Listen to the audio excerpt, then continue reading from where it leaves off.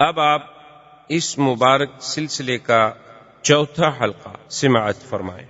بعض لوگوں کو بڑی غلطی لگتی ہے، وہ کہتے ہیں حضور کے بیٹوں کا نام شاید طیب بھی تھا اور طاہر بھی تھا۔ یہ طیب طاہر آپ کے بیٹوں کا نام نہیں تھا۔ بہت سارے لوگ بلکہ بڑے اچھے خاصے پڑھے لکھے لوگ جو ہیں وہ بھی حضور کے بیٹوں کے نام طیب طاہر لکھ دیتے ہیں، حالانکہ حضور صلی اللہ علیہ وسلم کے کسی بیٹے کا نام طیب اور طاہر نہیں تھا۔ آپ کا پہلا بیٹا القاسم تھا، دوسرا بیٹا عبداللہ تھا۔ عبداللہ کے لقب دو تھے، حضور اس کو طیب پکارتے تھے اور ماں اس کو طاہر پکارتی تھی۔ یہ آپ کا لقب تھا، نام عبداللہ تھا۔ اور ایک بیٹا حضور کا نام ابراہیم تھا، جو بی بی ماریا قبطیہ سے، جو مقوقس نے حضور کو ہدیہ بھیجا تھا، اس میں اس عورت سے پیدا ہوئی۔ اور قاسم جو ہے تقریباً وہ بھی 6-7 سال کی عمر میں فوت ہو گئے۔ عبداللہ بھی صغر سن میں فوت ہو گئے، اور ابراہیم جو ہیں وہ تو ابھی دودھ پینے کی عمر میں تھے کہ فوت ہو۔ اس لیے ایک صحیح حدیث مبارک میں ہے، حضور نے فرمایا ان لہ برزۃ فی الجنہ، میرے بیٹے کے لیے اللہ نے جنت میں بھی دایا کا انتظام کیا ہے، وہ جو دودھ پلاتی ہے۔ اور حضور نے یہ بھی فرمایا تھا کہ اگر میرے اوپر نبوت کا دروازہ بند نہ ہو جاتا تو شاید میرا بیٹا ابراہیم جو ہے یہ بھی اللہ کا نبی ہے۔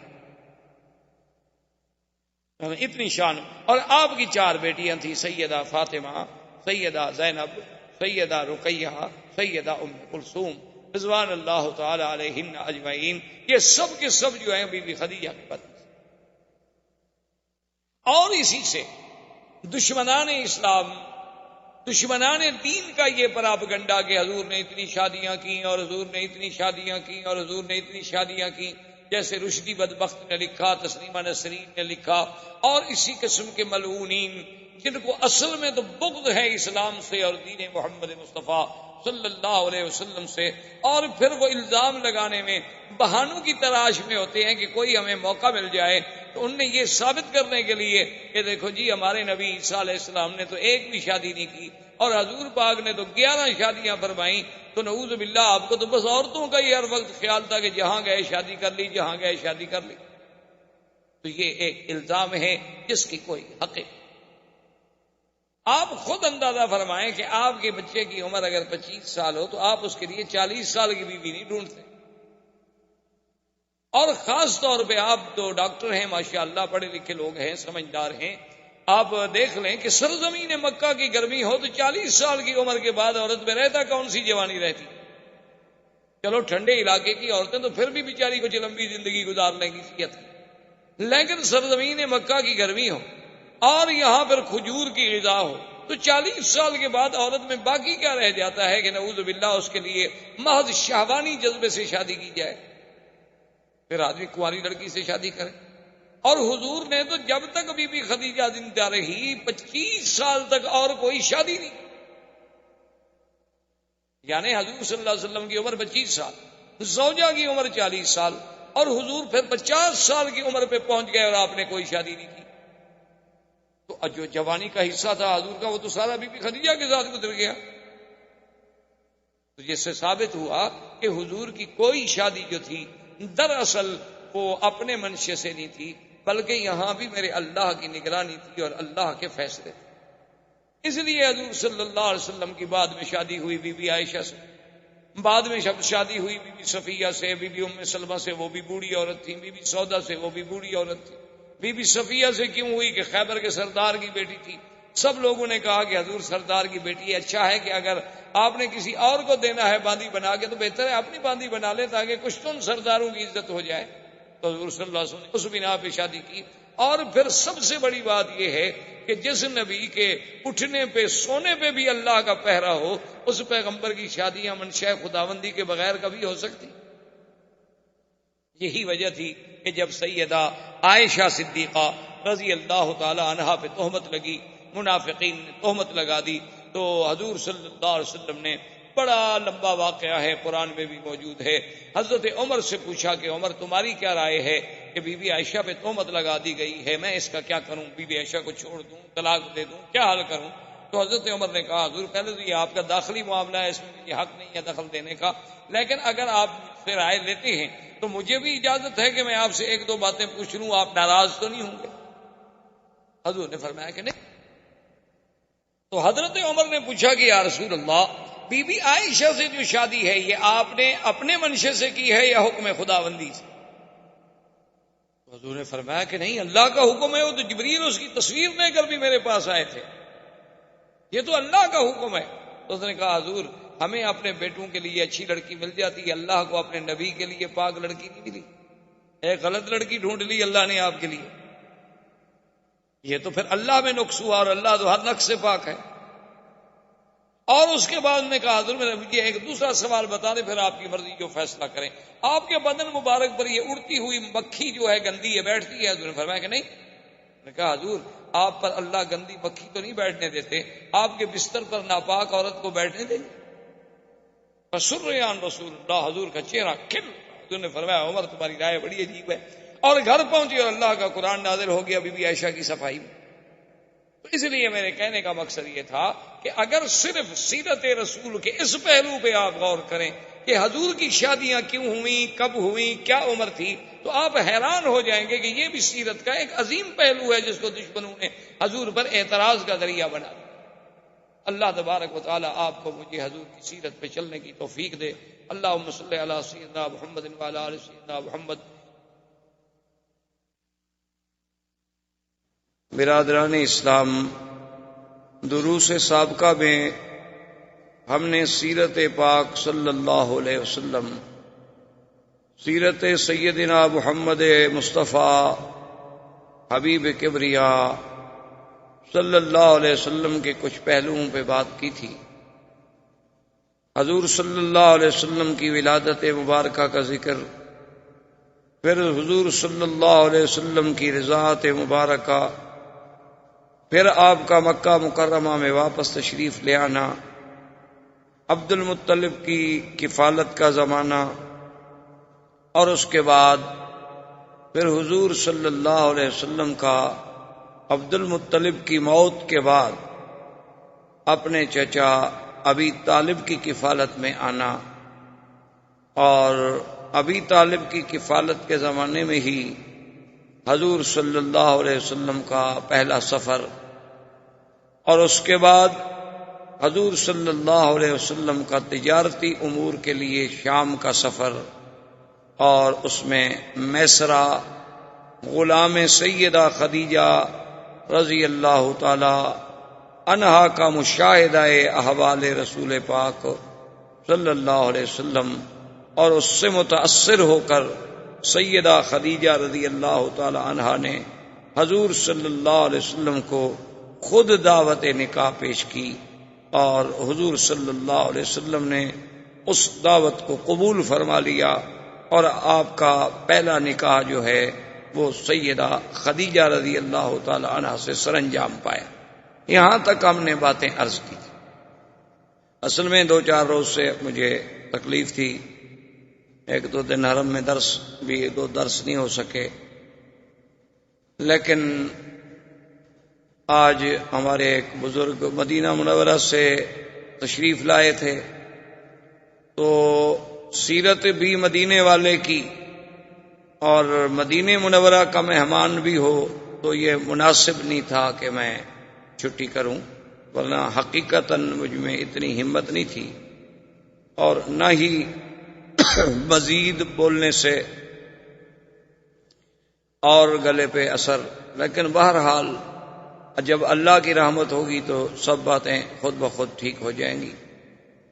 تو سیدہ خدیجہ الکبریٰ رضی اللہ تعالی عنہا دنیا کائنات میں وہ سب سے خوش نصیب خاتون ہیں، وہ سب سے خوش قسمت خاتون ہیں کہ جن کے مقدر میں سرکار دو عالم صلی اللہ علیہ وسلم کی زوجیت کا شرف آیا اور سب سے پہلے آیا۔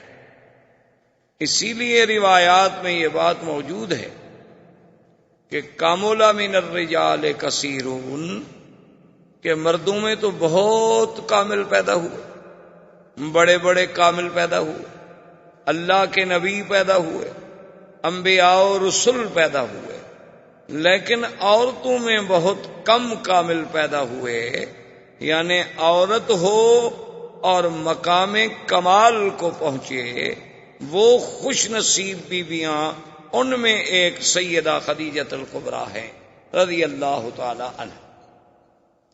اسی طرح بی بی آسیہ، جنہوں نے فرعون کے گھر میں رہ کر بھی سیدنا موسیٰ علیہ السلام پہ اسلام لائیں، ایمان لائیں، اور اسی طرح بی بی مریم علیہ السلام جو سیدنا عیسیٰ علیہ السلام کی والدہ ہیں، اور اللہ نے انہیں بھی بہت بڑے شرف عظیم سے نوازا، اور اسی طرح اخت موسیٰ علیہ السلام، اور اسی طرح سیدہ عائشہ رضی اللہ تعالی عنہن اجمعین، یہ وہ خوش نصیب با کمال خواتین ہیں کہ جن کو اللہ نے مدارج کمال، مدارج جمال سے اور مدارج مقامات رفیع سے نوازا، کہ جن کا ذکر قرآن میں، حدیث پاک میں، لسان نبوت پہ آیا،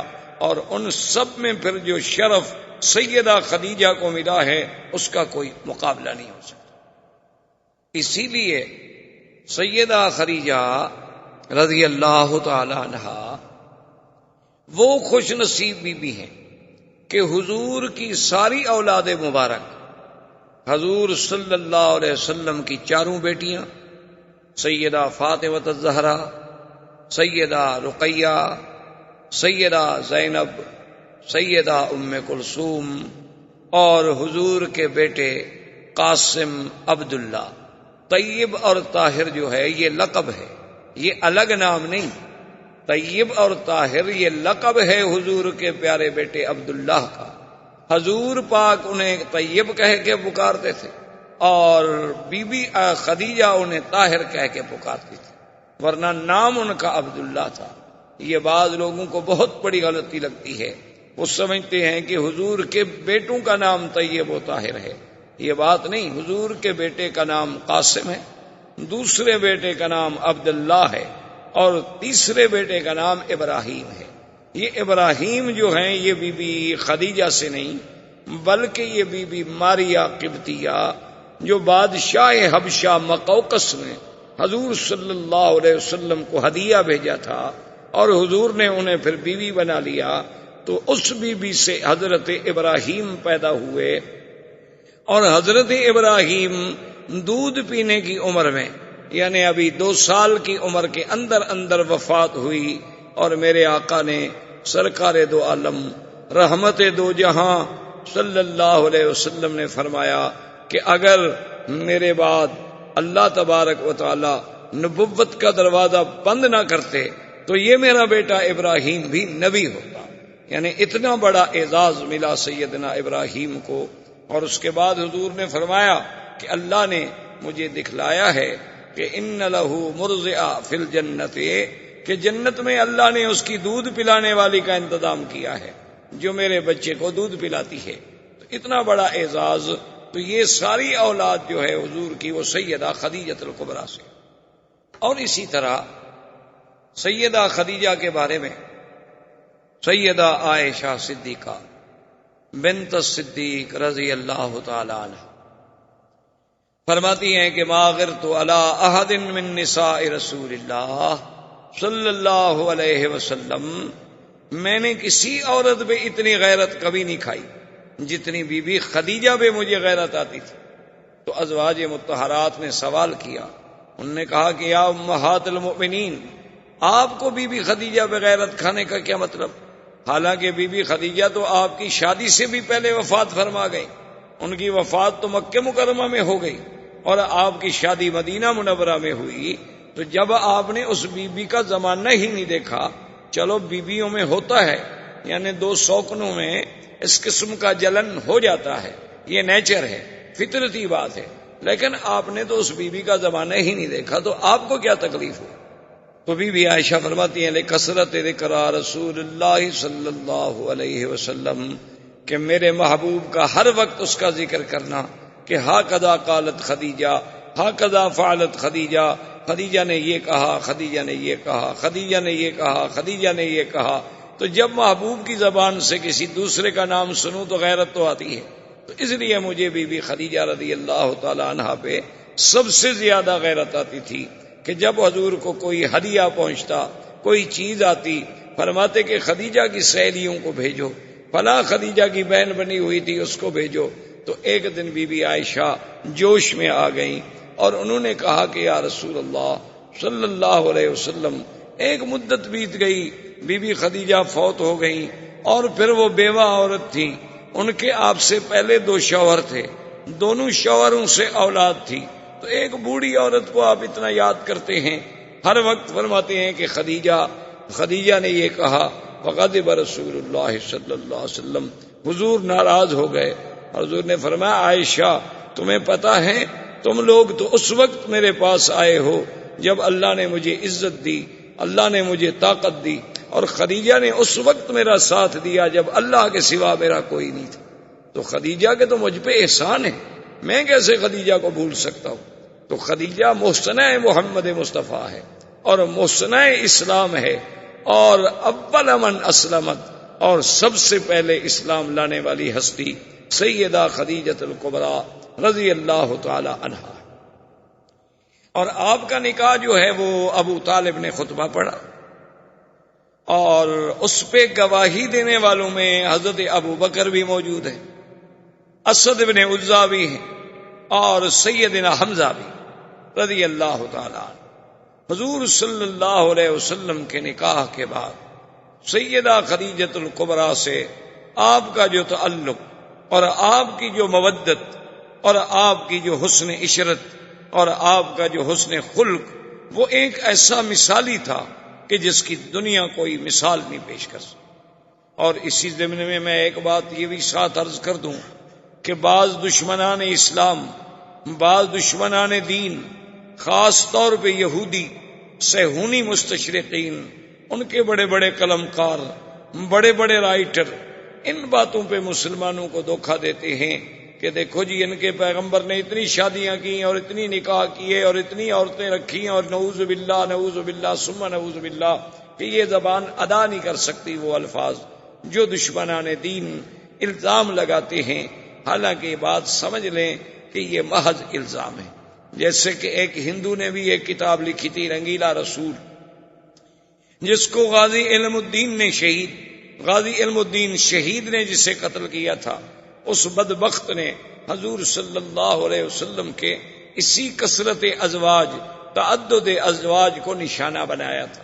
اور اس دور میں جیسے رشدی نے حضور صلی اللہ علیہ وسلم کی ازواج کو نشانہ بنایا، اسی طرح اور بھی دنیا میں کئی ایسے لوگ ہیں جو یہودی الاصل ہیں، یہودی النسل ہیں، یا عیسائی ہیں، یا وثنی ہیں، یا ہندو ہیں. ایسے بدبخت پیدا ہوئے کہ جنہوں نے لوگوں میں یہ تاثر دیا کہ حضور پاک نے اتنی شادیاں کر لیں اور حضور کو تو بس یہی تمنا تھی، اور نعوذ باللہ آپ کی طبیعت کا میلان اسی طرف زیادہ تھا. تو اس بات کو سمجھیں کہ یہ محض الزام ہے. نمبر 1، سب سے پہلے تو آپ اس ماحول پہ غور کریں جس ماحول میں سرکار دو عالم پیدا ہو. یہ زیادہ شادیاں کرنا یہ کوئی نئی بات نہیں تھی. پہلے جتنے انبیاء گزرے ہیں، پہلے جتنے پیغمبر گزرے ہیں، ان میں بھی ایسے نبی گزرے جن کی 100 بیوی تھی، جیسے حضرت سلیمان علیہ السلام. اسی طرح اور انبیاء گزرے ہیں جن کی ان سے بھی زیادہ ازواج مطہرات. اور اس ماحول میں عام لوگوں کی بھی بیویاں ایک کے بجائے متعدد ہوتی تھیں. تو اس زمانے میں پہلی بات تو یہ ہے کہ یہ عقلاً اور رواجاً کوئی عیب نہیں تھا. اصل میں بعض چیزیں ایک ملک میں عیب ہوتی ہیں اور دوسرے ملک میں عیب نہیں ہوتی. مثلاً آج کل ہم انڈو پاک میں چونکہ ہندو تہذیب سے متاثر ہیں، ہمارے لوگوں نے ہندوؤں کے ساتھ مل کے زندگی گزاری، ان کا آپس میں ملنا جلنا رہنا سہنا، جس کا نتیجہ یہ نکلا کہ ہندو تہذیب کے اثرات جو تھے وہ مسلمانوں پہ آ گئے کہ ہمارے ہاں بھی دوسری شادی ایک جرم بن گئی، دوسری شادی کرنے والا مجرم بن گیا، اور دوسری شادی کرنا نعوذ باللہ ایک اتنا بڑا گناہ کا کام ہو گیا اتنا بڑا جرم سمجھا گیا کہ اس کو برادری سے، قوم سے، قبیلے سے کاٹ دیا جاتا ہے۔ اس نے دوسری شادی کر لی اور اس نے دوسری شادی کر لی۔ حالانکہ آج بھی آپ دیکھیں عرب میں ایسے قبائل موجود ہیں جن کی 4 بیویاں ہیں، ایک گھر میں رہتی ہیں، ایک جگہ کھانا کھاتی ہیں، ایک سفرے پہ بیٹھ کے روٹی کھاتی ہیں، ایک جیسے کپڑے پہنتی ہیں اور ایک دوسرے کے بچوں کو سنبھالتی ہیں۔ اس کے بچے اس کو ماں کہتے ہیں اور اس کے بچے اس کو ماں کہتے ہیں۔ کوئی تضاد نہیں، کوئی تعارض نہیں، کوئی جھگڑا نہیں، کیونکہ ان پر ہندو کا غلبہ نہیں، اسلام کا غلبہ ہے، اور ہم پر تہذیب ہندوانہ کا غلبہ ہے، جس کی وجہ سے ہمارے ہاں دوسری شادی کرنا جو ہے وہ بہت بڑا جرم بن گیا۔ اور اسی طرح یورپ میں بھی آپ دیکھ لیں۔ اور بدقسمتی یہ ہے کہ جن قوموں کے نزدیک زنا جرم نہیں، وہی شادی پہ اعتراض کرتے ہیں۔ یعنی آپ دیکھیں دشمن کی دو رنگی چال ملاحظہ کریں کہ ایک طرف تو اس کو مرغی پہ ذبح کرنا جو ہے اس پہ رحم آتا ہے، کرنٹ سے مارتا ہے کہ مرغی کو تکلیف نہ ہو، اور دوسری طرف اگر کوسوفو میں، بوسنیا میں، شیشان میں، کشمیر میں، افغان میں، بلکہ ناگاساکی اور ہیروشیما میں اللہ کی مخلوق کو تباہ کر دیا جائے کروڑوں اور لاکھوں کے حساب سے، وہاں رحم نہیں آتا۔ جن لوگوں نے اپنے آپ کو اتنی اوپن کیا ہوا ہے کہ جن کے نزدیک زن، زر، زمین کا کوئی قانون ہی نہیں ہے، یعنی عورت اپنی رضامندی سے جو چاہے کرے، شرط یہ ہے کہ رضامندی، ان کے نزدیک شادی پہ اعتراض ہے۔ اور اس کا نتیجہ کیا نکلا؟ آپ نے چند دن پہلے پڑھا ہوگا اخبار میں کہ اس وقت امریکہ جو اپنے آپ کو ایک سپر پاور اور پتہ نہیں کس کس زوم میں مبتلا ہے، جس نے پوری دنیا کی چوکیداری کے فرائض سنبھال لیے ہیں کہ ساری دنیا پہ ہمارا نیو ورلڈ آرڈر چلے گا، ساری دنیا پہ فلاں آدمی کا جو ہے کھڑا کیوں ہوا، یہ آدمی بیٹھ کیوں گیا، اور یہ آدمی جو ہے سو کیوں گیا، یہ بھی ہم سے پوچھا جائے۔ جس کا یہ عالم ہے، وہاں 10 لاکھ لڑکیاں نکاح سے پہلے چھوٹی عمر میں حاملہ ہوتی، ہر سال 10 لاکھ، اور ہر سال 10 لاکھ حرامی بچہ پیدا ہو، 50 سال میں کتنے ہو جائیں گے آپ حساب کر لیں، پھر ان کا عدد دیکھ لیں ٹوٹل کہ کل آبادی کتنی ہے، اور ہر سال 10 لاکھ حرامی بچوں کا اس میں اضافہ ہوتا ہے۔ اس سے خود اندازہ کر لیں کہ وہ قوم جن کو اپنی نسل کا علم نہیں، اعتراض کرتے ہیں حضور صلی اللہ علیہ وسلم پر، یہ کتنی بڑی بدقسمتی۔ دوسری بات یاد رکھیں کہ حضور صلی اللہ علیہ وسلم نے 11 نکاح کیے۔ حضور صلی اللہ علیہ وسلم کی ازواج مطہرات 9 تھیں جس وقت میرے آقا اس دنیا سے تشریف لے گئے۔ آپ کی 9 بیویاں زندہ موجود۔ یہ 2 باتیں ذہن میں رکھ لیں۔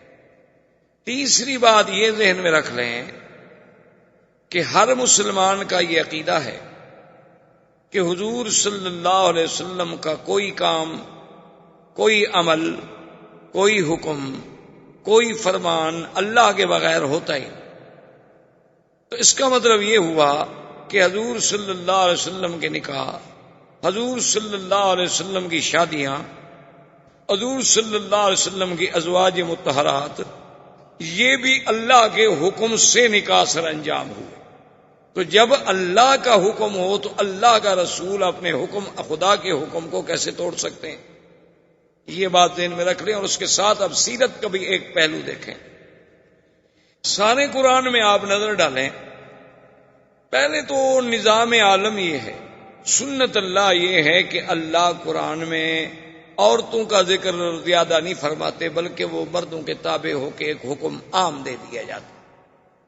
لیکن کہیں کہیں یہاں ذکر بھی آیا تو وہاں لفظ امرأہ استعمال کیا گیا۔ یاد رکھو، ایک لفظ ہے امرأہ، ایک لفظ ہے زوجہ۔ ان دونوں لفظوں میں جو فرق ہے وہ لغت کے ماہرین عرب سمجھتے ہیں کہ زوج، زوجہ، زوجہ جو ہے یعنی یہ ایک برابری کا لفظ ہے۔ زوج 2 عدد، جو دونوں چیزیں برابر ہیں اس کو کہتے ہیں زوج۔ تو زوجہ اور زوج یعنی گویا کہ دونوں ایک ہی گاڑی کے 2 پہیے ہیں اور برابر ہیں۔ امرأہ میں وہ معنی نہیں ہوتا، اس میں آتا ہے مطلقاً عورت۔ امرأہ کا معنی ہوتا ہے مطلق عورت، زوجہ کا معنی ہوتا ہے کہ زوج کی برابری کرنے والی عورت. دونوں کو ذرا سمجھنے کی کوشش کریں. اچھا اب دیکھو، ایک آدمی اگر عرب میں مثلا دوسری شادی کر لے اور اس کے بچے سے پوچھو تو وہ بھی یہ عورت کیا ہے، وہ کہے گا امی، یہ میری ماں ہے. دوسری عورت کے بارے میں پوچھو کہ یہ کون ہے، وہ کہے گا امراۃ ابی، وہ کہے گا یہ میرے باپ کی بیوی ہے. حالانکہ بات تو ایک ہے کہ ہر باپ کی بیوی اس کے لیے کیا ہے، ماں ہے، لیکن وہ دونوں میں فرق کرتا ہے. وہاں تو کہے گا امی یا کہے گا زوجۃ ابی، اور یہ کون ہے، امراۃ ابی، یہ میرے باپ کی عورت ہے. کیونکہ جو لفظ زوجہ اور ماں کے اندر مقام تھا وہ لفظ امرا میں نہیں، تو وہ آخر دوسری عورت کو اپنی ماں کا مقام تو نہیں دے سکتا جو اس کی حقیقی ماں ہے. اس کا مرتبہ کیسے وہ دے سکتا ہے؟ ٹھیک ہے اس کے باپ نے شادی کر لی، وہ اس کی ماں بن گئی، لیکن حقیقی ماں کا مقابلہ تو نہیں کر سکتی. اب دیکھیں پورے قرآن میں اللہ تبارک و تعالی نے جہاں جہاں بھی نام لیا، فرمایا اذ قالت امراۃ عمران، عمران کی بیوی امرا. ضرب اللہ مثلا للذین کفروا امرأۃ نوح وامرأۃ لوط. اللہ نے مثال بیان کی حضرت لوط کی بیوی اور حضرت نوح کی بیوی، لیکن امرأۃ نوح، امرأۃ لوط. نوح بھی پیغمبر، لوط بھی پیغمبر، لیکن ان کی بیویوں کو قرآن کیا کہتا ہے، امرأۃ نوح امرأۃ لوط. ضرب اللہ مثلا للذین آمنوا امرأۃ فرعون اذ قالت رب ابن لی عندک بیتا فی الجنہ. اللہ نے مثال پیش کی کہ فرعون کی بیوی امرأۃ فرعون، حالانکہ بی بی آسیہ بڑی شان والی بیوی ہے، لیکن قرآن کیا کہتا ہے، امرأۃ. اچھا اسی طرح قرآن نے ایک مسئلہ بیان، وامرأۃ مؤمنۃ ان وهبت نفسها للنبی ان اراد النبی ان ينكحها خالصة لك من دون المؤمنین. اللہ نے فرمایا کہ اگر کوئی عورت، وہاں بھی امرأہ، تو سارے قرآن میں نظر ڈالیں، نوح کی بیوی کا نام، عورت کا نام آئے تو امرأۃ نوح، لوط کی بیوی کا نام آئے تو امرأۃ لوط، فرعون کی بیوی کا نام آئے تو امرأۃ فرعون، عمران کی بیوی کا نام آئے تو امرأۃ عمران. لیکن شان رسالت دیکھیں، شان محمد مصطفیٰ دیکھیں صلی اللہ علیہ وسلم، کہ اللہ نے میرے مدنی کی بیویوں کو عمرانی کہا. فرمایا یا ایھا النبی قل لازواجک وبناتک ونساء المؤمنین. میرے مدنی صلی اللہ علیہ وسلم، نبی پاک آپ، یا ایھا النبی قل لازواجک، ازواج زوج، کیوں حضور کے قریب لا رہے ہیں؟ حضور کی شان کی وجہ سے بیویوں کا شان بھی اونچا ہو گیا. جو چیز بھی میرے مدنی کے قریب آئی وہ بھی آسمانوں کو پہنچ گئی، اس کو بھی بلندی مل گئی، وہ بھی زوجہ کے یا نساء النبی. اللہ نے فرمایا میرے مدنی پاک کی بیویوں، لستن کاحد من النساء، یعنی آپ اندازہ فرمائیں کہ کیا خطاب ملا ہے زوج کا. تو یہ بھی سیرت کا ایک پہلو ہے کہ اللہ نے کسی نبی کی بیوی کو زوجۃ النبی نہیں کہا، صرف محمد الرسول اللہ صلی اللہ علیہ وآلہ آلہ واصحابہ وسلم کی بیویوں کو ازواج نبی کہا گیا. اب دوسری بات یہ یاد رکھیں کہ اگر کوئی دنیا میں آدمی محض خواہشات نفسانی کے لیے شادی کرے تو 25 سال کی عمر میں تو وہ کنواری لڑکی ڈھونڈتا ہے، کوشش کرتا ہے کہ مجھ سے کم عمر لڑکی ملے، یعنی میری عمر سے چھوٹی ملے. بلکہ آج کل آپ دیکھیں جن کے پاس یہاں بھی دولت ہے، پیسہ ہے، 70 سال بھی عمر ہو جائے وہ بھی چاہتے ہیں ہم چھوٹی لڑکی سے شادی کریں. کئی دفعہ ایسا ہوتا ہے کہ ایک آدمی کے ساتھ عورت ہوتی ہے تو آدمی یہ تصور کرتا ہے کہ شاید یہ اس کی بیٹی ہوگی، لیکن جب پوچھتا ہے تو وہ کہتے ہیں نہیں یہ تو میری بیوی ہے. تو یعنی آج کا بندہ بھی اگر وسائل ہیں تو وہ یہ چاہتا ہے کہ میری عمر 70 سال ہو تو بیوی مجھے 15 سال کی ملے، 20 سال کی ملے، 25 سال کی ملے، کیونکہ ہم پر خواہش نفس زیادہ غالب ہے. اور سرکار دو عالم محبوب رب العالمین، رحمت دو جہاں اور معصوم سیدنا محمد مصطفیٰ صلی اللہ علیہ وسلم، آپ دیکھیں کہ 25 سال عین شباب کا کمال ہے، اور پہلی شادی کس سے ہوتی ہے؟ سیدہ خدیجہ الکبریٰ، جن کی عمر 40 سال۔ چلو 1 منٹ کے لیے ہم دشمنوں کی بات مان لیں کہ جی وہ تو ایک ضرورت تھی اور امیر عورت تھی اور سردار قبیلے کی عورت تھی، حضور کو اپنے تحریک چلانے کے لیے سرمایہ کی ضرورت تھی تو حضور پاک نے ایک عورت سے شادی کر لی، چلو اس کے بعد تو حضور فوراً اس کا مال لینے کے بعد اور شادی کر لیتے، لیکن حضور پاک نے 25 سال سے لے کر 50 سال کی عمر مبارک تک اور کوئی شادی نہیں کی، یعنی 25 سال صرف حضور پاک کے گزرے تو سیدہ خدیجہ کے ساتھ، جو ایک بوڑھی عورت ہیں، 40 سال کی عمر رسیدہ ہیں، پہلے 2 مردوں کی بیوی رہ چکی ہیں، تو سمجھ آیا کہ حضور کا خواہشات نفسانی کا تو کوئی مسئلہ ہی نہیں تھا۔ اور پھر حضور صلی اللہ علیہ وسلم کا اپنے وجود مبارک پر اتنا اللہ نے انہیں کنٹرول عطا فرمایا تھا کہ بی بی عائشہ فرماتی ہیں کہ جب چاہو حضور کو دیکھو روزے رکھ رہے ہیں تو معلوم ہوتا تھا کہ افطار ہی نہیں کریں گے، اور افطار کر لیا تو معلوم ہوتا تھا روزے بھی نہیں رکھیں گے، اور کبھی دن میں بھی روزہ، رات میں بھی روزہ، دن میں بھی روزہ، رات میں بھی روزہ۔ اچھا، اور بیویوں پہ نظر ڈالیں، بی بی ام سلمہ پہ نظر ڈالیں، بی بی سودا پہ نظر ڈالیں، جن کے بڑھاپے کا یہ عالم تھا کہ انہوں نے کہا کہ یا رسول اللہ ہمیں تو اب کوئی خواہش ہی نہیں ہے، لہذا ہمارا دن جو ہے وہ بی بی عائشہ کو دے دیا جائے، یعنی وہ بھی بوڑھی عورت ہے۔ اچھا، اصل وجہ کیا تھی شادیوں کی؟ اس میں اللہ کی حکمت تھی۔ بی بی زینب سے کیوں شادی ہوئی؟ تاکہ جاہلیت کی رسم ٹوٹے۔ جاہلیت میں ایک رسم تھی کہ جس کو کہہ دیتے تھے کہ یہ میرا بیٹا ہے، زبانی بیٹا بنا لیتے، تو اس بیٹے کی بیوی کو بھی وہ حقیقی بیٹے کی بیوی کے برابر سمجھتے تھے کہ اس سے بھی نکاح حرام ہے، کیوں یہ بیٹا جو ہم نے کہہ دیا؟ تو اللہ پاک نے اس قانون کو توڑا کہ یہ رسم جاہلیت ہے، صرف بیٹا کہہ دینے سے کوئی بیٹا نہیں بن جاتا۔ اب حضرت زید رضی اللہ تعالی عنہ، جنہیں حضور نے اپنا بیٹا بنایا اور جن کو سارے صحابہ کہتے تھے زید بن محمد صلی اللہ علیہ وسلم، یہ زید کون ہے؟ اصل میں یہ زید بن حارثہ۔ ان کو راستے میں کسی نے پکڑ لیا۔ قبیلے آتے ہیں نا، سفر کرتے ہیں، راستے میں قبیلے والوں نے پکڑ لیا، مکے میں آ کے بیچ دیا کہ یہ غلام ہے، حالانکہ وہ بیچارے غلام نہیں تھے۔ بک گئے جب تو پھر بی بی خدیجہ نے خریدا، تو اب یہ غلام بن گئے بی بی خدیجہ کے۔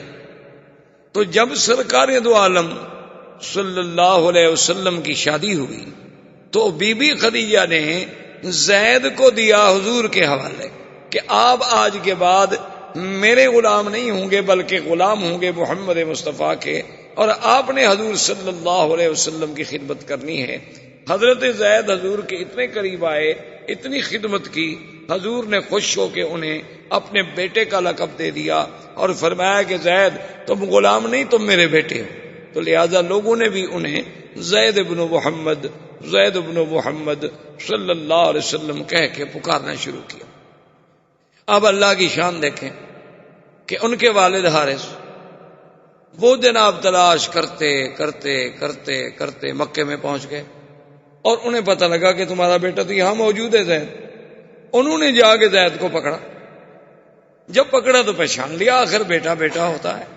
انہوں نے کہا کہ بیٹا میں تو مدت ہو گئی تمہیں ڈھونڈتے ڈھونڈتے، باپ ہے، اولاد تو بڑا ایک سب سے بڑی کمزوری ہے انسان، یعنی اللہ تبارک و تعالی رحمت فرمائے انما اموالکم و اولادکم فتنہ، اولاد اور مال جو ہے سب سے بڑی آزمائش۔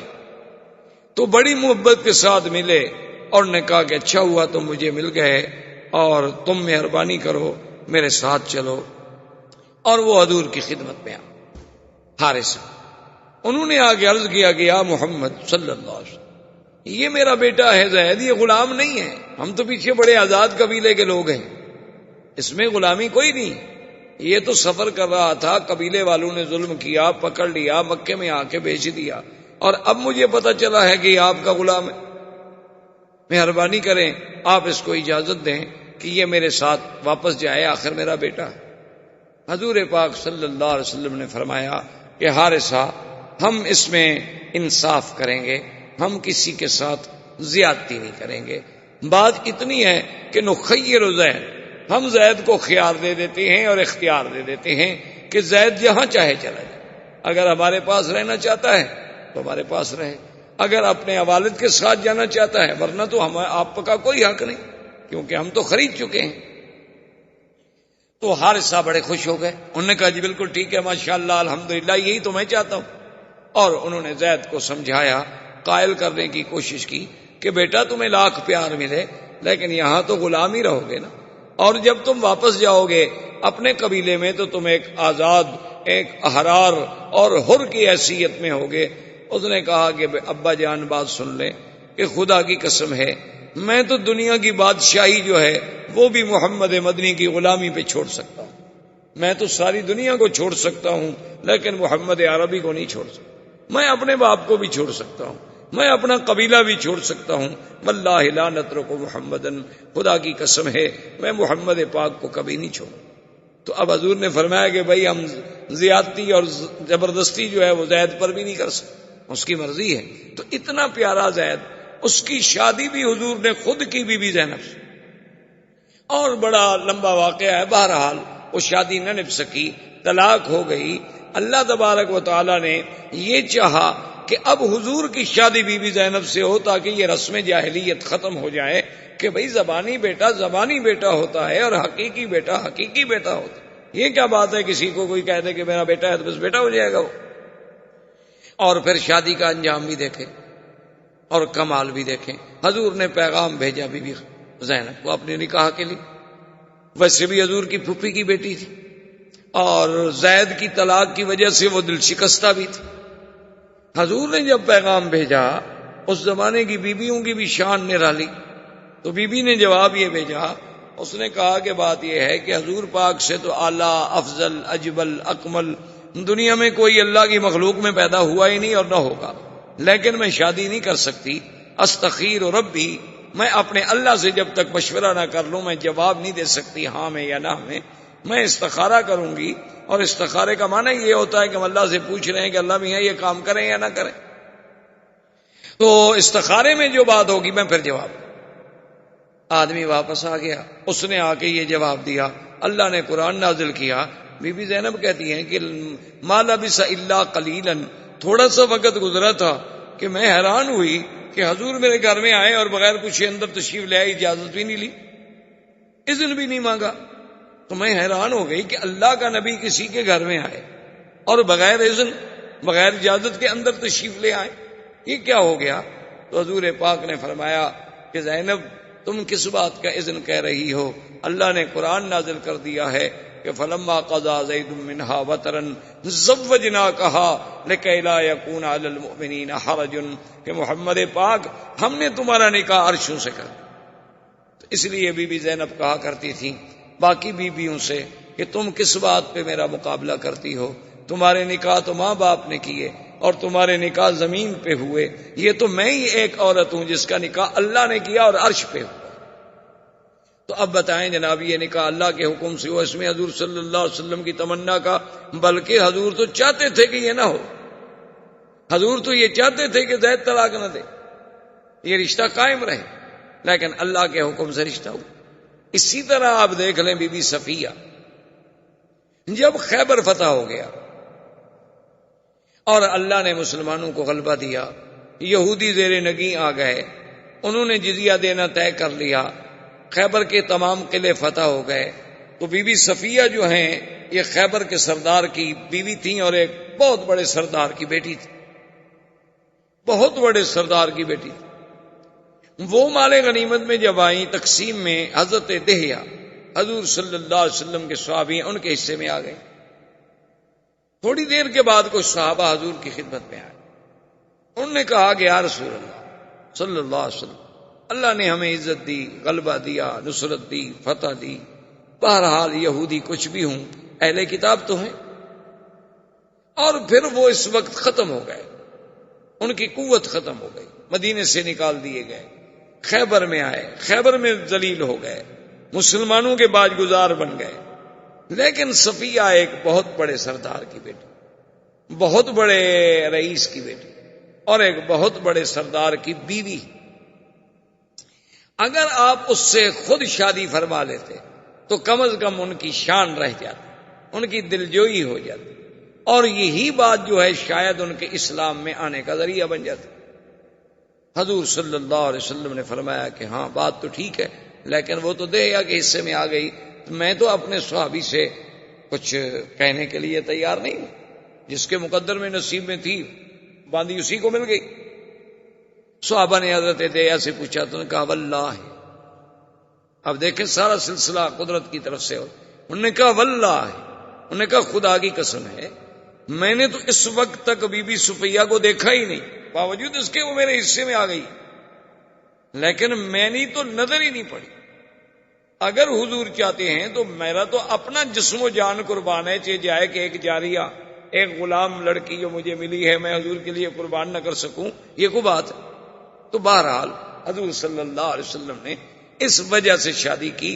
اب اس بات کو دیکھیں کہ جب شادی ہو گئی تو بی بی صفیہ کے چہرے پر ایک نشان, تو سرکار دو عالم رحمت للعالمین حبیب کبریا حضرت محمد مصطفیٰ صلی اللہ علیہ وسلم, آپ نے ایک دن پوچھا کہ صفیہ ما ھذا, یہ کیا نشان؟ اس نے کہا حضور نہ پوچھیں تو اچھا ہے. حضور نے فرمایا اب تو میں نے پوچھ لیا. انہوں نے کہا حضور پھر آپ کو شاید میرا جواب ناگوار گزرے.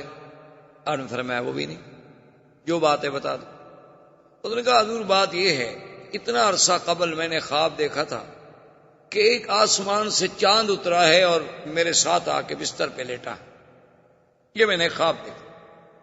تو صبح میں نے یہ خواب جو ہے اپنے شوہر کو بتلایا کہ میں نے رات یہ خواب دیکھا ہے کہ آسمان سے ایک چاند آتا ہے اور آ کے میرے پہلو میں میرے بستر پہ لیٹ جاتا ہے. تو میرے خامن نے غصے میں آ کے مجھے مارا تو یہ میرا زخم ہو گیا. اس نے کہا اچھا حل تریدین ازواجک بمحمد, یہ خواب تم اس لیے دیکھ رہی ہو کہ تم محمد مصطفیٰ کی بیوی بننا چاہتی ہو, حالانکہ وہ تو یہودی. اور چاند دیکھنے سے بھی کیا ہو گیا, ان کو پتا تھا کہ یہ چاند کی تشبیہ جو ہے اس دنیا میں اگر کسی کے ساتھ تھوڑی سی بھی مماثلت کرتی ہے تو وہ صرف حضور صلی اللہ علیہ وسلم کی ذات. تو اب شادی سے پہلے اس کا خواب آنا اور وہ اللہ کے حکم کے بغیر تو خواب نہیں ہو سکتا. اسی طریقے سے آپ دیکھیں بی بی صفیہ کے علاوہ اور بی جو ہے سیدہ حفصہ, اسی طریقے سے حضور صلی اللہ علیہ وسلم کی جتنی بیویاں, بی بی میمونہ, یہ جو آپ مدینہ منورہ جاتے ہیں نا نوریہ کے قریب جن کا مزار ہے, یہ وادی صرف ہے, یہ بی بی میمونہ یہاں سے ہیں. اور ان کا بھی عجیب بات ہے کہ ولدت بالصرف ونکحت بالصرف وتزوج بها بالصرف وماتت بالصرف, کہ بی بی پیدا بھی اسی علاقے میں ہوئی, نکاح بھی اسی جگہ ہوا, حضور نے بی بی بھی اسی جگہ بنایا, اور پھر موت بھی اسی جگہ آئی اور دفن بھی اسی جگہ ہوئی. اسی طریقے سے آپ دیکھ لیں حضور صلی اللہ علیہ وعلا آلہ واصحابہ وسلم کی ایک بی بی ہیں جویریہ. یہ جویریہ جو ہیں یہ نضر بن حارث کی بیٹی. نضر بن حارث جو ہیں یہ بنی المصطلق کا بہت بڑا سردار ہے. اس نے حضور کے خلاف جنگ کرنی چاہیے, حضور نے حملہ کیا, فتح ہو گئی, شکست کھا گیا, اور یہ بیوی جو تھی یہ حضور صلی اللہ علیہ وسلم کے پاس آئیں. تو حضور صلی اللہ علیہ وسلم کو عرض کیا گیا حضور کہ نضر بن الحارث ٹھیک ہے آپ کا دشمن ہے, لیکن وہ بن المصطلق کا ایک بہت بڑا سردار, اور یہ سردار کی بیٹی, اگر یہ آپ کے گھر میں آ جائے تو تالیف قلب ہو جائے گی. حضور صلی اللہ علیہ وسلم نے قبول کیا. تو بی بی عائشہ فرماتی تھی کہ اس بیوی جیسی, بی بی جویریہ جیسی عورت خوش قسمت میں نے کوئی نہیں دیکھی. تو لوگوں نے پوچھا کہ بی بی وہ کیسے؟ انہوں نے کہا کہ جب حضور نے شادی کر لی تو جس صحابی کے گھر میں کوئی بی بی باندی بن کے, کنیز بن کے ملی تھی اسی خاندان سے, فَآتَقُوهُمْ فَأُوتِقَتْ مِئَةُ امْرَأَةٍ, انہوں نے کہا, سب نے کہا بھی آزاد کر دو, اب تو ان کا حضور سے رشتہ ہو گیا. حضور کے رشتہ داروں کو ہم گھر میں غلام بنا کے کیسے رکھیں, کنیز بنا کے کیسے رکھیں؟ تو اس بیوی کی وجہ سے 100 لڑکی کو آزادی ملی. تو اس جیسی خوش قسمت بیوی کیسے ہو سکتی؟ بی بی ام حبیبہ ابو سفیان کی بیٹی, پہلا خاوند جب فوت ہو گیا حضور صلی اللہ علیہ وسلم سے شادی ہوئی تو ایک ایک نکاح پہ آپ نظر دوڑائیں، ایک نکاح میں بھی حضور صلی اللہ علیہ وسلم کی خواہش نفسانی یا حضور صلی اللہ علیہ وسلم کی تمنا آپ کو نظر نہیں آئے گی، بلکہ اللہ کا احکام، اسلام کا پھیلانا، دین اسلام کی قوت کا ذریعہ بننا، اور وہ دین جس نے قیامت تک چلنا ہے۔ حضور کی داخلی زندگی کے بارے میں ہمیں کون خبر دیتا؟ یعنی خارجی زندگی تو صحابہ کے سامنے ہے، لیکن حضور کی داخلی زندگی، حضور کے گھر کی زندگی، حضور کی نیند، حضور کی تہجد، حضور کا رات کا پڑھنا، حضور صلی اللہ علیہ وسلم کا گھروں میں بیٹھنا، حسن معاشرت، یہ ساری چیزوں کا سبق کون دے سکتا تھا؟ اس لیے اللہ کو منظور یہ تھا کہ حضور صلی اللہ علیہ وسلم کی تعدد ازواج ہوں، تاکہ یہ بھی ایک ذریعہ بنے دین مصطفیٰ صلی اللہ علیہ وسلم کو پورے عالم میں پھیلنے۔ اور پھر عدل دیکھیں، اللہ نے ہر مسلمان مرد کے لیے 4 بیویوں کی اجازت دی کہ ہر آدمی 4 بیویاں کر سکتا۔ قرآن پاک میں موجود ہے، فَانكِحُوا مَا طَابَ لَكُم مِّنَ النِّسَاءِ مَثْنَىٰ وَثُلَاثَ وَرُبَاعَ فَإِنْ خِفْتُمْ أَلَّا تَعْدِلُوا فَوَاحِدَةً، یعنی اگر چاہو تو 4 عورتوں سے شادی کر سکتے، بھائی یک وقت ایک آدمی اپنے گھر میں 4 بیویاں رکھ سکتے۔ اچھا، اب اگر فرض محال ایک بیوی مر جائے، 3 ہو گئی، تو پھر 4تھی شادی اور کر سکتا۔ 2 بیویاں مر جائیں تو اب 2 شادیاں اور کر سکتا ہے۔ فرض محال خدا نہ کرے جھگڑا ہو گیا، اس نے ایک بیوی کو طلاق دے دی، تو پھر 3 بچ گئی، تو اب ایک اور بیوی کر سکتا ہے۔ لیکن ادھر دیکھیں، اللہ نے اپنے نبی کو 9 بیویوں تک کی تو اجازت دے دی، لیکن پابندی کیا لگا دی؟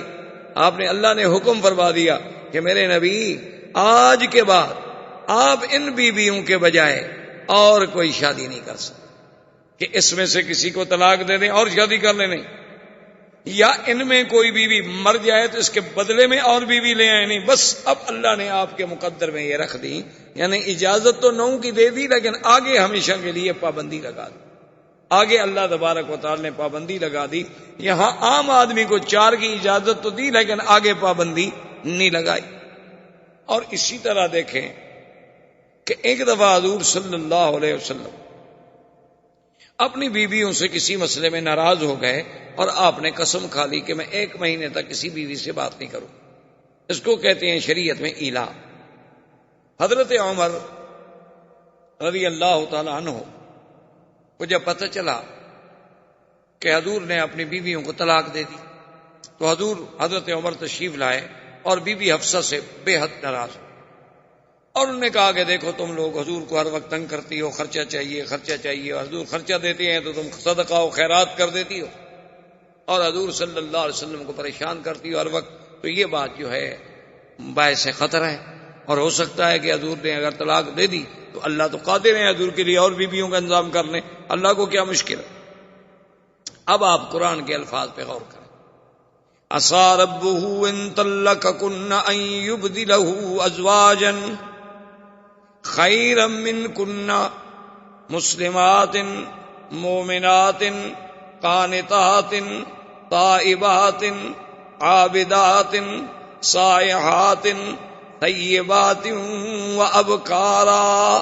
اللہ نے فرمایا کہ خبردار، اگر اللہ چاہے اپنے نبی کو حکم دے دے کہ تم کو طلاق دے دے، اللہ تم سے بھی زیادہ بہتر عورتیں نبی کے گھر میں لے آئے، جو اسلام والی ہوں گی، ایمان والی ہوں گی، راتوں کو عبادت کرنے والی ہوں گی، رات دن اللہ کے دین کے پھیلانے والی ہوں گی، روزے رکھنے والی ہوں گی، اور اپنے جسم و جان کی مال کی حفاظت کرنے والی ہوں گی۔ ایسی بیویاں بیوہ بھی ہوں گی، کنواری بھی ہوں گی، اگر اللہ چاہے تو آپ سے بھی زیادہ بہتر بیویاں لے آئے۔ اب مسئلہ سمجھیں، علماء نے لکھا ہے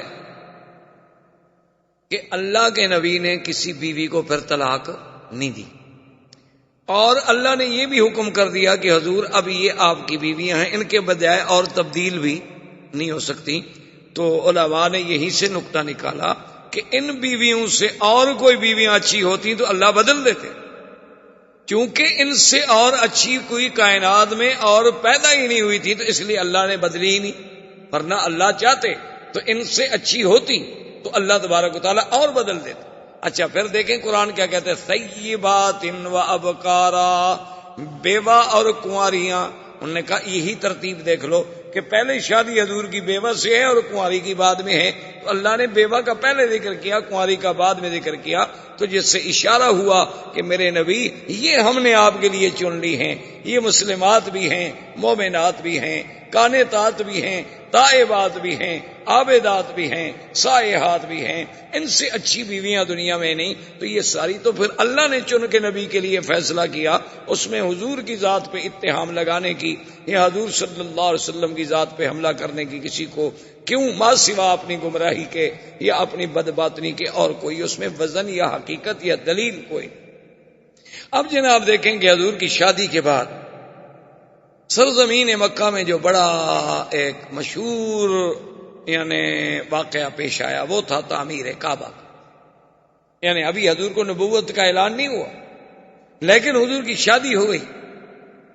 حضور صلی اللہ علیہ وسلم کی زندگی میں آپ کے عین شباب میں کعبۃ اللہ کی تعمیر کا فیصلہ ہوا. دار الندوہ میں تمام مشرکین کے سردار اکٹھے ہوئے اور انہوں نے فیصلہ کیا کہ بھئی کعبہ شریف بہت بوسیدہ ہو گیا ہے، اس کی تعمیر دوبارہ ہونی چاہیے. اور اس کی تعمیر جو ہے، اب مسئلہ یہ تھا کہ حضرت ابراہیم علیہ السلام نے کعبے کی تعمیر کی تھی پتھروں سے، جیسے آپ کے سامنے، اور مکے والے لوگ جو تھے وہ پتھروں کی تعمیر جانتے ہی نہیں تھے. یعنی سرزمین مکہ میں پہلے پتھروں سے گھر نہیں بنائے جاتے تھے، وہاں گھر بنتے تھے مٹی کے. جیسے آپ نے دیکھا نا اپنے دیہاتوں میں، آپ جانتے ہیں نا، مٹی کی کچی کچی کی دیواریں کھڑی کر کے اوپر چھپر سے ڈال دیا، گھر بن گیا. تو اسی طرح سے مشرکین مکہ کے لیے ایک مسئلہ یہ تھا کہ بھی خدا کا گھر تو بنائیں، لیکن سوال یہ ہے کہ یہ پتھروں کی تعمیر ہم کیسے کریں، اور اگر پتھروں کی تعمیر ہم کریں تو پھر فاصلہ چھت کا بہت بڑا ہوگا، اس کے لیے لکڑی، شیطیر اور کڑیاں اور یہ کہاں سے لے آئیں. خیر اتفاق ایسا ہوا کہ ایک سفینہ آیا، کشتی آئی بہت بڑی مال بردار، وہ جدے کے قریب آ کے خشکی پہ چڑھ گئی اور ٹوٹ گئی. مکے والوں کو پتہ چلا کہ بھی ایک کشتی آئی ہے اور وہ بہت بڑی کشتی ہے اور ٹوٹ گئی ہے. انہوں نے کہا معلوم ہوتا ہے کہ اللہ میاں اپنے گھر بنانے کا کام ہم سے لینا چاہتے ہیں، اس لیے لکڑی کا تو انتظام ہو گیا. اب انہوں نے کہا بھی چلو لکڑی بھی وہاں سے ہم خرید لیتے ہیں، لیکن بنائے گا کون؟ تو چند دنوں میں خدا کی شان ہے کہ ایک قبط قبیلے کا آدمی جو ہے غلام، وہ مکے میں پہنچ گیا. اس نے کہا کہ میں تو کام ہی یہی کرتا ہوں پتھروں کی تعمیر کا. تو مشرکین مکہ نے کہا کہ دیکھا بھی اللہ راضی ہے، ادھر لکڑی کا انتظام کر دیا اور ادھر ایک مستری بھی بھجوا دیا، تو اب ہمیں کعبہ تو بنانا ہی بنانا ہے. لیکن آئے پہلے ایک شرط کرتے. سب سردار اکٹھے ہو کے بیٹھ گئے اور شرط پتہ ہے کیا تھی کہ اللہ یکون مال حرام، کہ اللہ کے گھر میں حرام کا پیسہ نہیں لگے گا. انہوں نے کہا اچھا، اب حرام کی خود تعریف سنیں کافروں سے، ہیں کافر ہو. انہوں نے کہا ولا مال مہر بغی، بعض لوگ جو ہیں لڑکیاں رکھ کے زنا کے پیسے لیتے تھے، انہوں نے کہا وہ پیسہ بھی اس میں شامل نہیں ہوگا. ولا مال ظلم، کسی نے کسی پہ ظلم کر کے پیسہ چھینا ہوا ہے تو وہ پیسہ بھی کعبے میں نہیں لگے گا. ولا ربن، اور کسی نے سود کا پیسہ لیا ہوا ہے تو وہ بھی کعبے میں نہیں لگایا جائے گا. حالانکہ وہ سود کھاتے تھے، ان کے نزدیک کوئی سود حرام شرام نہیں تھا، نہ ان کے نزدیک کوئی زنا شنا حرام تھا. بھائی بری بات تھی، لیکن حرام حرمت حلال کا تو کوئی مسئلہ ہی نہیں تھا ان کے نزدیک. لیکن کافر ہو کے فیصلہ کر رہے ہیں کہ اللہ کے گھر میں، اللہ کے اس کعبے میں نہ تو زنا کا پیسہ لگے، نہ ظلم کا، نہ سود کا. اب آپ خود اندازہ لگا لیں کہ آپ کے ملکوں میں جو سود سے مسجدیں بنتی ہیں ان کا کیا حکم ہے. بڑی بڑی مسجدیں بناتے ہیں انشورنس والے، بینک والے، ماشاءاللہ. حالانکہ ایک مسئلہ یاد رکھیں، جو مسجد حرام کے پیسوں سے بنائی جائے اس میں نماز نہیں ہوتی. جو مسجد زمین کسی سے ظلمن چھین کے بنائی جائے اس سے نماز نہیں ہوتی. جو مسجد گورنمنٹ کی زمین پڑی ہوئی ہے ان کی اجازت کے بغیر بنائی جائے وہاں بھی نماز نہیں ہوتی. نماز کے لیے تو پاک جگہ کی ضرورت ہے کہ وہ جگہ پاک ہو، وہ دیواریں پاک ہوں، اس میں پیسہ پاک ہو، پڑھنے والے پاک ہوں. تو اب یہ کافر ہیں، مشورہ کر رہے ہیں، مشورہ ہو گیا، اب اس کے لیے پیسے اکٹھے کیے تو پیسے تھوڑے ہو گئے، کیوں حلال کے پیسے اکٹھے کرنا تو بہت تھوڑا ہے نا جی۔ تو انہوں نے جب کہا کہ بھئی اب یہ پیسے تو اس سے تو عمارت نہیں بنتی، انہوں نے کہا اچھا ایسا کرتے ہیں کعبہ شریف کو تھوڑا چھوٹا کر دیں لیکن حرام کے پیسے نہیں رکھتے۔ تو یہ جو ہجر اسماعیل ہے جس میں میزاب رحمت ہے، یہ حتیم جسے آپ کہتے ہیں، تو اس طرف سے انہوں نے کعبۃ اللہ کا کچھ حصہ باہر نکال کے دیوار اندر کر دی، کعبہ چھوٹا ہو گیا۔ تو انہوں نے کہا کعبہ شریف چھوٹا کر دو لیکن حرام کا پیسہ نہیں لگے۔ حلال کے پیسوں سے وہ لکڑی خریدی، سارا سامان تیار ہو گیا۔ اب مسئلہ یہ تھا کہ پہلے آخر کعبہ گرے گا تو بنے گا نا، اگر پہلی عمارت گرائی نہ جائے تو بنائے کیسے؟ اب انہوں نے کہا جی بات تو ٹھیک ہے لیکن گرائے کون؟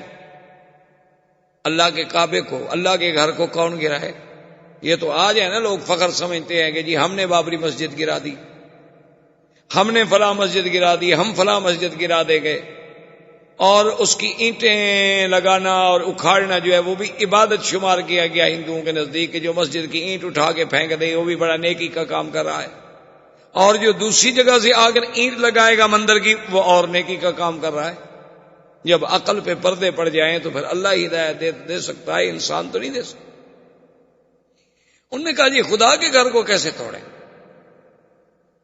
بڑی مشکلوں کے بعد ولید ابن المغیرہ ان کا بہت بڑا سردار تھا، اس نے کہا کہ بات سنو، میں بوڑھا آدمی ہوں، یہ ولید وہ ہیں جو حضرت خالد کے باپ، انہوں نے کہا میں بوڑھا آدمی ہوں، ایسا کرتے ہیں کہ پہلے کعبہ شریف میں توڑتا ہوں، اگر تو مجھے کچھ نہ ہوا تو فہو المراد، ہماری منت پوری ہو گئی، اور اگر مجھے کچھ ہو گیا تو چلو میں بوڑھا آدمی ہوں، کوئی جوان تو نہ مرے نا۔ اب جناب جب کعبہ توڑنے کے لیے آئے، آخر دیوار کے اوپر چڑھیں گے تو توڑیں گے، اندر دیکھا تو ایک بہت بڑا اژدہا، ایک بہت بڑا سانپ بیٹھا ہوا ہے۔ اب جناب بھاگے پیچھے، انہوں نے کہا بھی اندر تو سانپ بیٹھا ہوا، اگر ہم نے پتھر وتھر گرا بھی دیے وہ تو اندر بیٹھا ہوا ہے نا، اس کا کیا کریں گے؟ اور وہ اتنا بڑا ہے کہ اس کو ہم مار بھی نہیں سکتے۔ انہوں نے کہا کہ اب اس کا علاج یہ ہے کہ سب مل کے رات اللہ سے دعا مانگ کہ اللہ میاں تو ہماری نیتوں کو تو جانتا ہے، ہمارا مقصد تو تیرے گھر کی تعمیر ہے، کوئی توہین تو ہے نہیں، ہم اس لیے تو نہیں توڑ رہے کہ تیرے گھر کو مٹا دیں، ہم تو اس لیے توڑ رہے ہیں کہ یہاں نیا بنائے۔ تو کہتے ہیں کہ صبح جب ہوئی سارے قریش سرزمین کعبہ پہ موجود تھے کہ اجیاد کی جانب سے ایک بہت بڑا پرندہ آیا اور اس نے اس سانپ کو اپنے چونچ میں پکڑا اور اٹھا کے سب کے سامنے لے گیا۔ تو انہوں نے کہا بھی معلوم ہوتا ہے اللہ راضی ہو گیا، سانپ بھی چلا گیا۔ پھر بھی انہوں نے کہا کہ نہیں بھائی یہ ٹھیک ہے، سانپ تو چلا گیا لیکن بہرحال ولید ہی توڑے۔ تو ولید کو دال لے کے کعبے کی دیوار پہ چڑھا، 2-3 پتھر توڑ دیے۔ اس نے کہا اب تو آؤ، کچھ نہیں ہوا۔ انہوں نے کہا کہ نہیں، ابھی رات گزرنے دو، ہم پہلے ہاتھیوں کے بادشاہ کا حشر دیکھ چکے ہیں، وہ بھی کعبہ توڑنے آیا تھا، ہم تو اتنی غلطی نہیں کرتے۔ اب 24 گھنٹے گزر گئے، اس نے کہا بھی اب تو میں ٹھیک ہوں، اب تو کچھ نہیں ہوا۔ انہوں نے کہا نہیں، پہلے تم اپنے بچوں سے کہو کہ وہ تمہارے ساتھ کھڑے ہو کے توڑے۔ تو ولید اپنے بچوں کو لے کے چڑھا اور دیوار پہ پتھر توڑے، پھر سارے قریش ملے، وہ دیواریں توڑی گئیں، اس کے بعد کعبہ بنایا گیا۔ تو اس کعبے کی تعمیر میں سرکار دو عالم صلی اللہ علیہ وسلم بھی شریک، یعنی حضور پاک صلی اللہ علیہ وسلم بھی اس کعبہ بنانے میں شریک تھے۔ اب جب حجر اسود کا وقت آیا، اب سب قوم لڑنے مرنے پہ آ گئے۔ حضور پاک کی ذات تھی جنہوں نے چادر بچھائی اور کہا قریشیوں سے کہ مت لڑو، تم ہر آدمی کونے پکڑ لے اور اٹھا کے لے چلو۔ جب کعبہ کے قریب آئے، حضور نے فرمایا تمہارا کام ختم ہو گیا، اب کعبۃ اللہ میں یہ پتھر جو ہے میں اپنے ہاتھ سے لگاؤں گا۔ تو حضور صلی اللہ علیہ وسلم نے اس حجر اسود کو اپنے ہاتھ سے کعبۃ اللہ میں رکھا۔ یہ اتفاق کی بات ہے کہ بعد میں کرامتہ نے یہ یعنی حجر اسود جو ہے، کرامتہ ایک بہت بڑا بے دین فرقہ گزرا ہے، انہوں نے ایک دفعہ اپنا کعبہ بنایا تھا بحرین میں، اور وہ اپنے کعبے کے لیے یہاں سے حجر اسود توڑ کے لے گئے۔ بعض تاریخوں میں ہے کہ 20 سال، اور بعض تاریخوں میں ہے کہ 70 سال کا عرصہ جو ہے یہ پھر کرامتہ کے پاس رہا۔ اچھا، اور خدا کی شان دیکھو کہ جیسے آج یعنی 1419 میں 14 صدی کے بعد، کیونکہ میں 20ویں صدی کا ذرا قائل کم ہوں، ویسے آج کل تو بڑا پراپگنڈا ہوتا ہے نا، 20ویں صدی میں داخل ہو رہے ہیں، 20ویں صدی میں داخل ہو رہے ہیں، پتہ نہیں یعنی مسلمان ہو کے کافر بن رہے ہیں، کیا کر رہے ہیں؟ ہمیں سمجھ نہیں آئی آج تک کہ 20ویں صدی کہاں سے آ گئی۔ وہ بھائی 20ویں صدی تو عیسائیوں کی ہے، اس کا مسلمانوں سے کیا تعلق؟ یہ 1999 1998 یہ کیا ہے؟ یہ تو سن میلاد ہے، اس کا تعلق تو عیسائیوں سے ہے، مسلمانوں کے ساتھ کیا تعلق ہے 20ویں صدی کا؟ لیکن افسوس ہے ہر مسلمان اخباریں پڑھیں جناب 20ویں صدی میں ہم داخل ہو رہے ہیں، اور 20ویں صدی میں ہم یوں داخل ہوں گے، اور 20ویں صدی میں ہم یوں داخل ہوں گے۔ خدا کے بندے کون سا پہاڑ مار رہے ہو؟ 20ویں صدی میں تم داخل ہو رہے ہو، پتہ نہیں اللہ پہلے مار دے، تم کیسے داخل ہو رہے ہو؟ اتنی بڑی جہالت کی باتیں کرتے ہیں، یہ نہیں سوچتے کہ دشمن کا پراپگنڈا ہے کہ اسلام کی ہجری تاریخ ہمارے دماغوں سے نکل جائے، اتنا پراپگنڈا کر دیا جائے کہ اسلام کی عظمت کا جو نشان ہے تاریخ ہجرت وہ ہمارے دماغوں سے صرف ہو جائے۔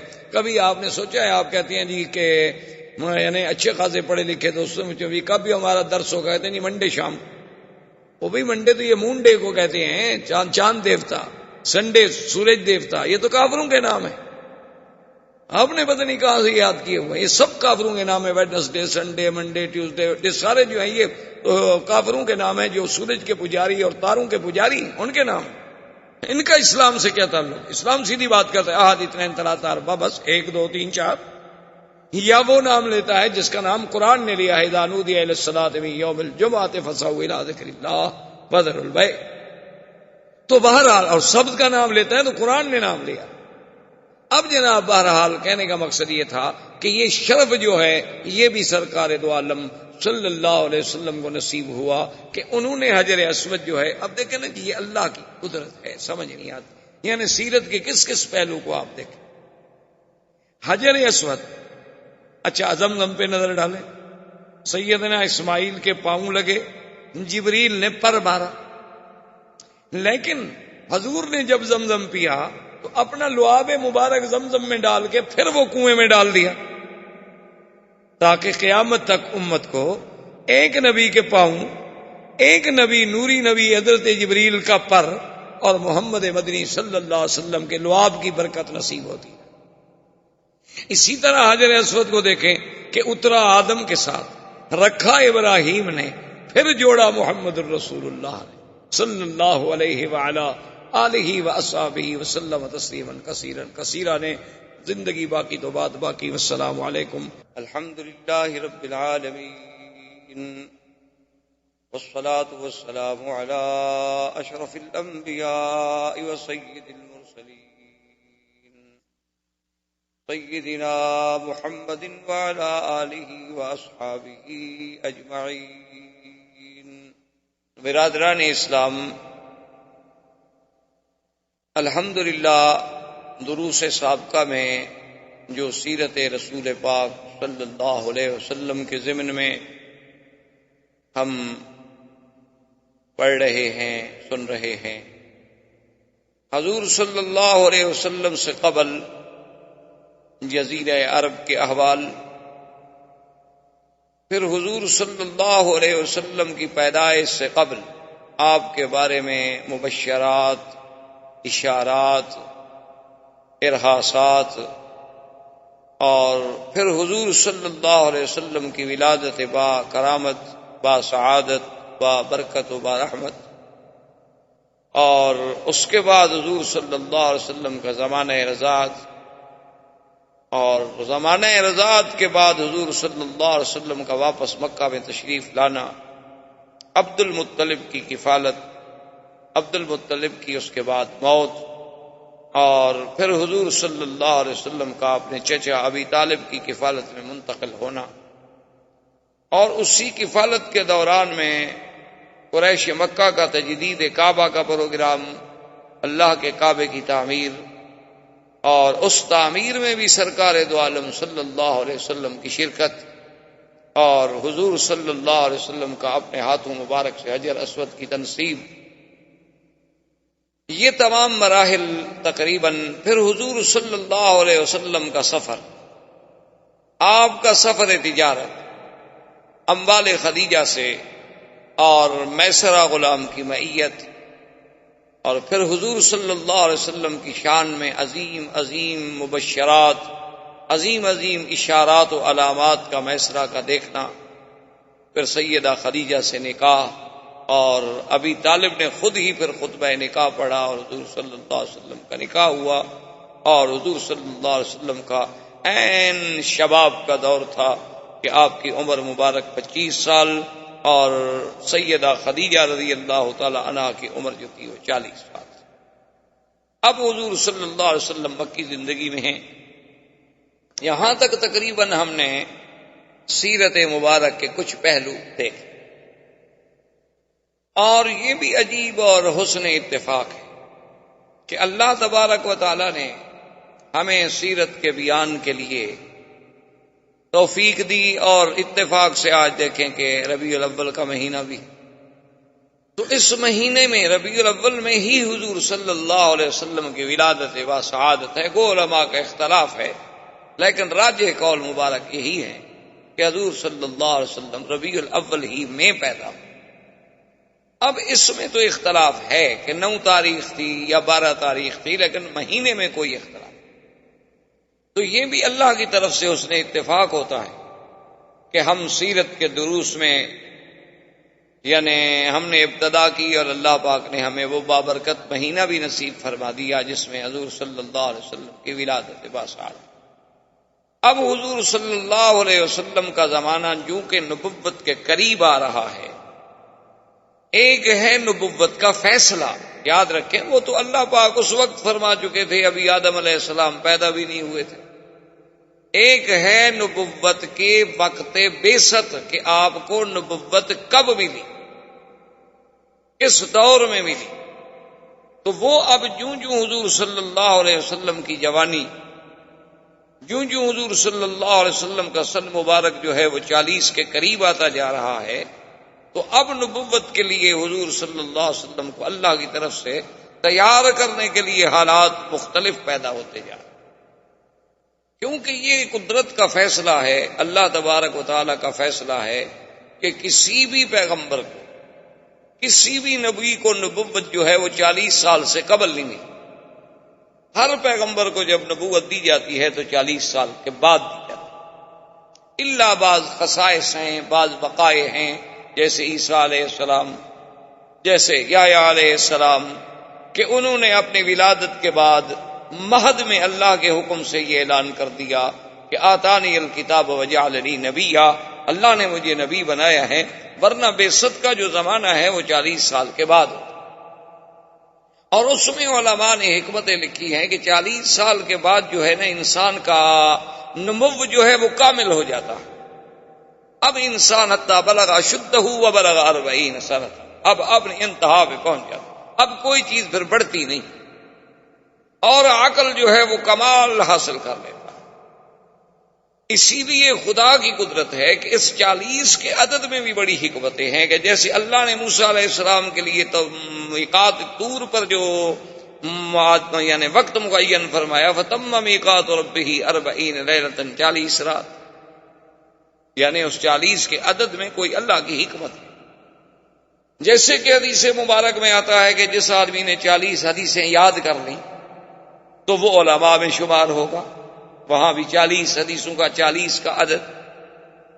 اسی طرح حضور صلی اللہ علیہ وسلم کی ایک حدیث مبارک ہے کہ جس شخص مدینہ منورہ میں 40 نمازیں ادا کی اس عالم میں کہ اس کی کوئی نماز جماعت سے نہ رہ جائے، یعنی باقاعدہ جماعت کے ساتھ مسجد نبوی میں حضور صلی اللہ علیہ وسلم کی مسجد میں ادا کرے، تو اللہ تبارک و تعالیٰ اس کو نفاق کی بیماری سے بچا لیتے ہیں، اور ایک روایت میں ہے کہ جہنم سے آزادی عطا فرماتے ہیں۔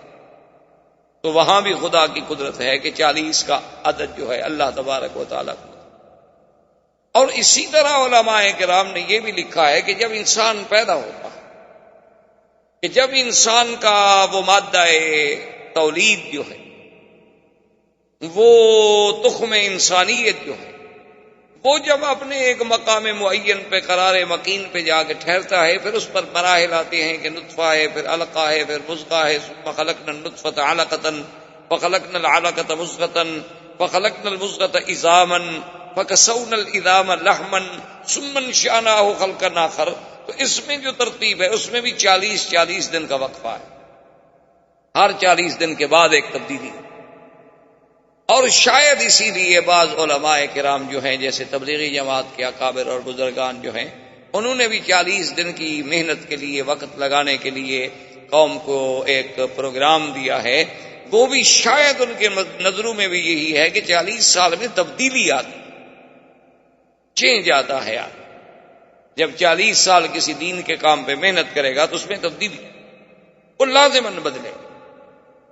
جب اپنے ماحول سے کٹ جائے گا، اپنے خاص دوستوں سے کٹ جائے گا، اپنے روز کے معمولات سے کٹ جائے گا اور 40 دن دین میں لگ جائے گا تو لازم تبدیلی ہے۔ تو اب جو 40 سال قریب آ رہے ہیں، حضور صلی اللہ علیہ وسلم کے لیے مبشرات کا اور رؤیا صادقہ کا جو ہے وہ زیادہ سے زیادہ ورود ہونے لگے۔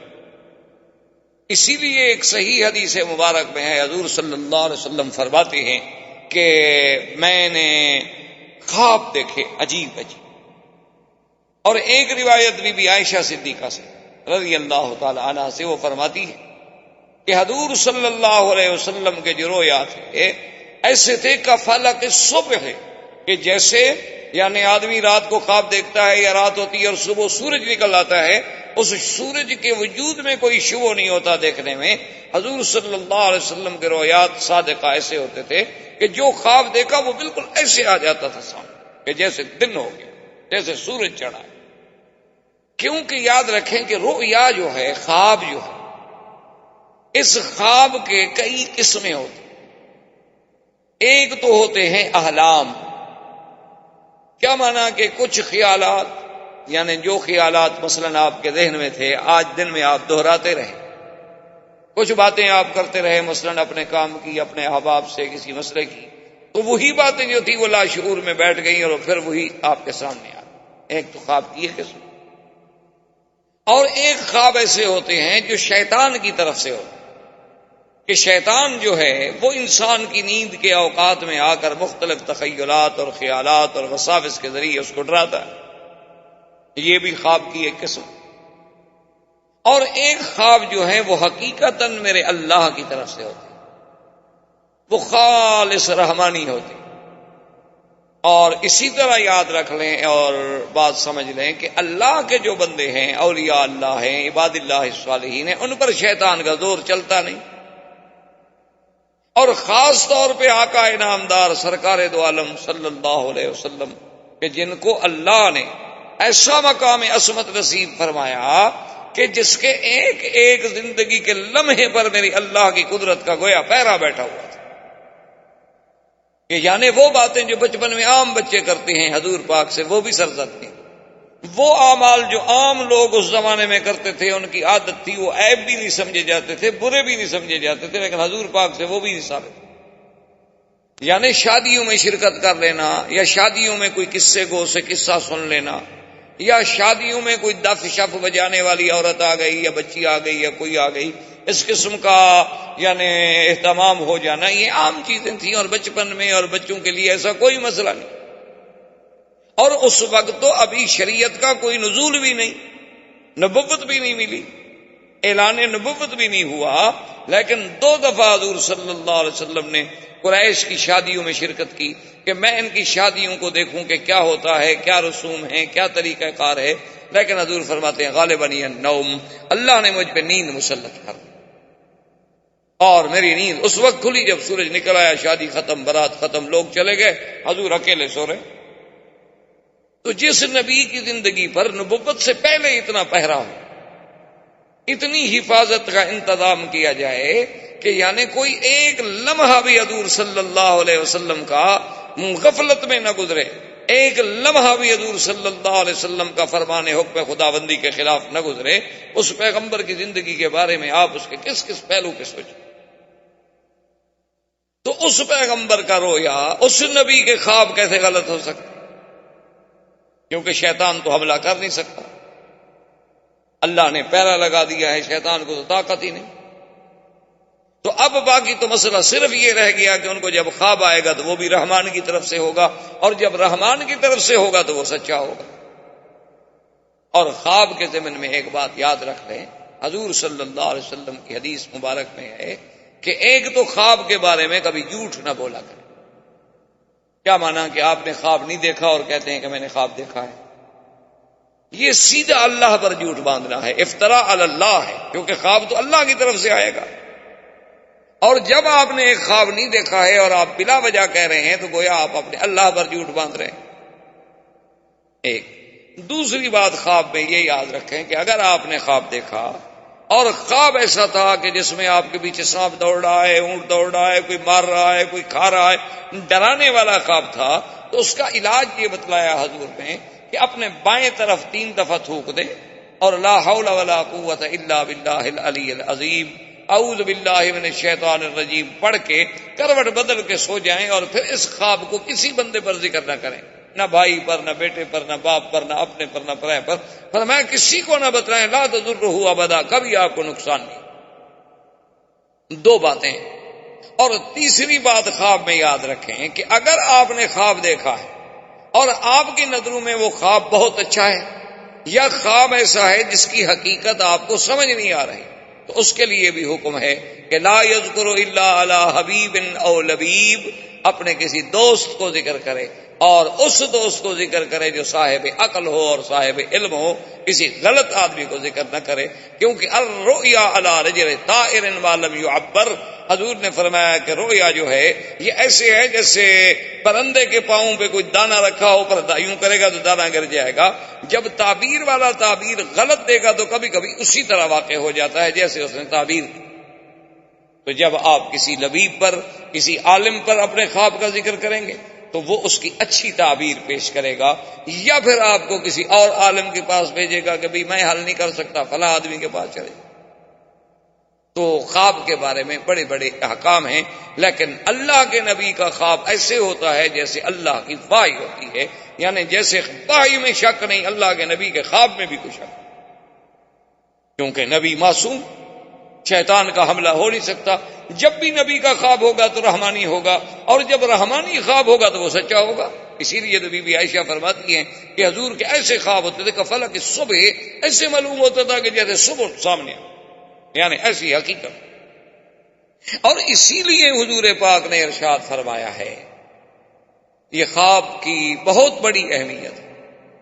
ایک حدیث مبارک میں یہ بھی آتا ہے کہ لم یبقى من النبوۃ الا المبشرات الرؤیا الصالحہ یراها المؤمن او یرا له او كما قال النبی صلی اللہ علیہ وسلم۔